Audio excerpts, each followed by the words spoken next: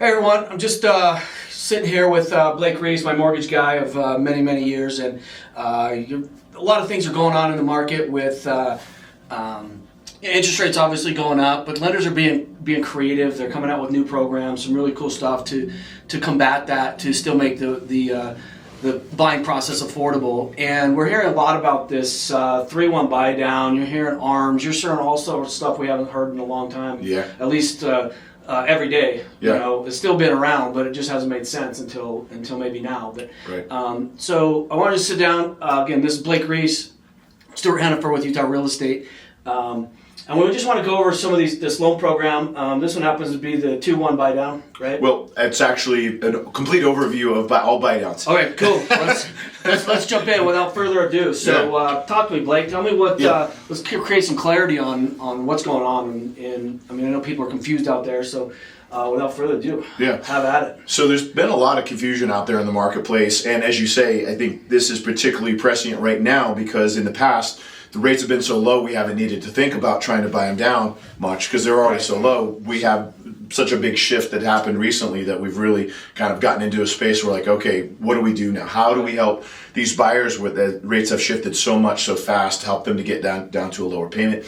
There's basically two types of buy down. I want to explain briefly what discount points. A lot of people have heard the term points. Right. We use that in our industry to refer to an amount of money that would be used to buy a rate down either permanently or temporarily. Right. So in this particular case, we'll talk about both, but start with permanent buy down. So permanent buy down is basically choosing to lower the rate for the life of the loan.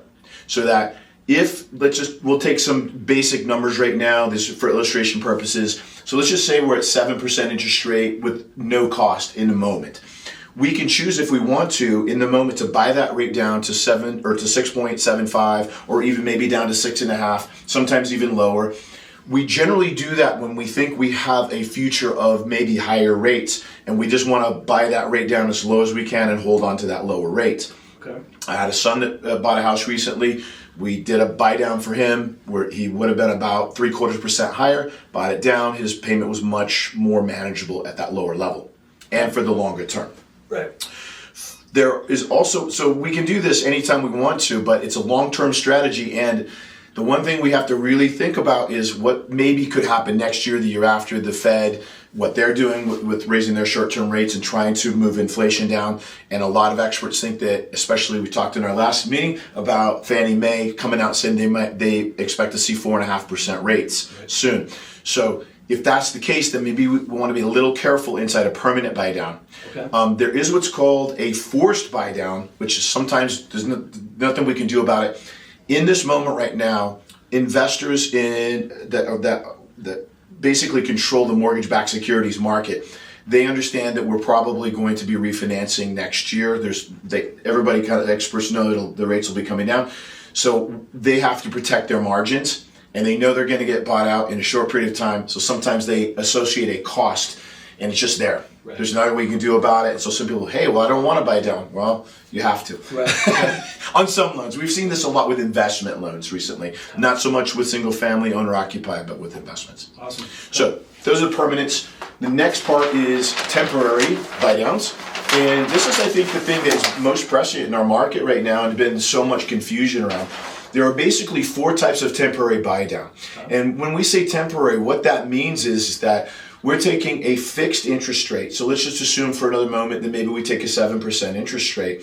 And that rate is fixed for 30 years. So just be aware that none of these is going to affect the long-term interest rate. Okay. When you lock in at 7%, for example, it's locked in for 30 years. That's the rate. It never changes. It's not adjustable. Okay. So all we're doing is we're creating a temporary fund to help supplement that payment so that a buyer can kind of ease their way into that payment. Okay. So, and right now, you know, the rates kind of move, so there's a lot of kind of consternation around, oh, that's a lot. Right. I'm feeling that pain. This is a way to help ease that pain. So the first program is called a 1-0 buy down, temporary buy down. For the first year, there's a 1% reduction in the amount that the borrower makes. So in essence, the equivalent payment is a 6% payment. If we started at 7, Okay. the equivalent payment is a 6% payment, and then the 1% gets supplemented out of this fund that we create. Okay. Now, the fund can be created by a number of different entities, non-interested parties and interested parties. The seller, we love the seller, Right. now. So the seller, and we're seeing concessions right now. Sellers, I think, are loving this program right now. Really? Because Yes. It's keeping they believe it's keeping their value up, and it is one thing that is helping. Agreed. I've got a whole negotiation tactic to follow, but yeah.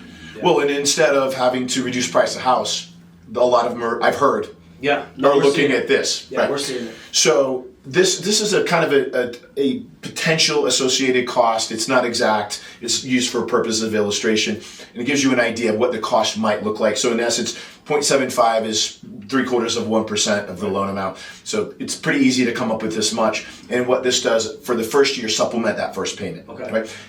The second program is called a 1-1 temporary buy down. It supplements the first year and the second year at the same amount. So they would have a 6% interest rate the first year, 6% the second year, and then from thereafter it would be 7% after that. Okay. Right.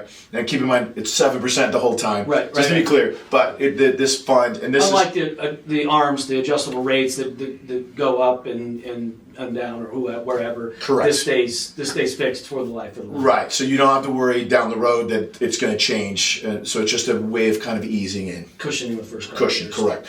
Third program is called a 2-1 buy down. This is probably our most popular program right now. The cost is nominal, it's 2.25% ish cost, and what it does is supplements 2% the first year, 1% the second year. So in essence, if we started at 7, first year payments at 5%, equivalent to 5%. Right.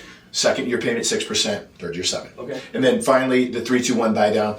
3% first year, so you'd start at 5, 6, 7. So 3, and this is a pretty big buy down, big number, but it also comes with a big price tag. Right. So Yeah. and we have to come up with this money from somewhere. So sometimes this one is not quite as popular with sellers. So right. Okay. So that's kind of the buy down strategies. And I think in this market, it's a very feasible way and something to help our clients get into a place in a much easier fashion. It helps them to ease them into that. Right. No, I like it. And these are all, negotiation tactics. Yeah. How good of a negotiator you are. Yeah. How desperate the seller might be. Yeah, how desperate. How realistic. I mean, obviously, we're still seeing, these sellers have watched the last couple of years and, they're, I want to sell.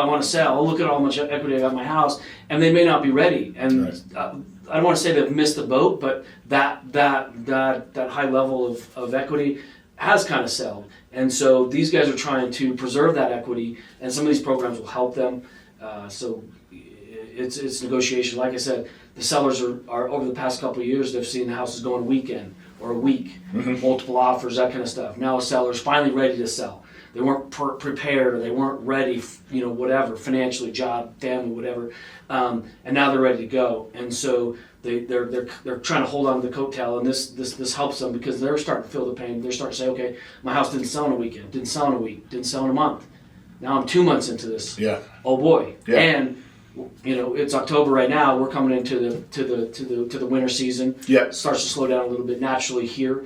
But these guys are ready. These guys are ready to sell. The people that are selling in this market are not just testing the waters. They got to sell. They got to move. Agreed. And so right now the time is, I don't want to say take advantage of them, but they're now working with buyers more than they have in the last 2 years for sure. Yeah, agreed. And on our side, it's a perfect kind of combination of synergy to allows the seller to take advantage of this, and then the buyer helps the buyer as well. Right. I really like it because it helps both sides. Okay. And these costs, this money has to come from other than the buyer. Correct. Okay. It Yeah. has to come from either the seller or agent or lenders or family or something. And by the way, we tease, but we don't mind helping when we can, and there are ways that we can help inside here. So, and once again, it's kind of part of the strategy. It's part of creating the relationship with the sellers and working with them to try and structure something that works for both the seller and the buyer. Right, super. Yeah, and this is not a one piece fits all. This is, just because your buddy got a certain rate or a certain program doesn't mean that. I mean, you may have a different program, good or bad. Right. They're all different, and the buyer's circumstances change a lot of that. Or really weigh that. Like I said, we talked before. Right. One rate doesn't fit all. Right. Some people are round peg, some square, some triangle, and so this helps get that triangle into the square hole, so It to does. speak. It does. And so it opens up other options for these buyers. So Right. awesome. Anything else you want to go through on this? No, I think this pretty much sets it forth. Like I said, there's 4 programs that we have at least right now. Right. These are, of course, as I mentioned, examples on cost, but it kind of gives you a basic idea of what it might cost and how we'd set them out. But I love them. I think especially right now, it's a perfect time for them. And as the real estate market changes, we need to change with it. We need to strategize with it. We need to structure with it. Right. And I think this is a perfect way to do it right now. I love it. And that's why they're so popular. But as I said, there's been a lot of confusion around them and a lot of, I think, sometimes misinformation out there. Yeah, no, and you can certainly find misinformation all over the place. I think the biggest key is call me, call Blake. Yeah. Let's talk about it. Let's talk about your unique circumstances. We just got a phone with one of my clients who's going through some stuff that, this just happens to be a perfect time for him to do what he needs to do. Right. And so I love it. Yeah. Awesome. Cool. Blake, thanks for coming, got it, man. hanging out with me for a minute and explaining this. So You it's got going to it. be very valuable. Cool. So awesome. Cheers.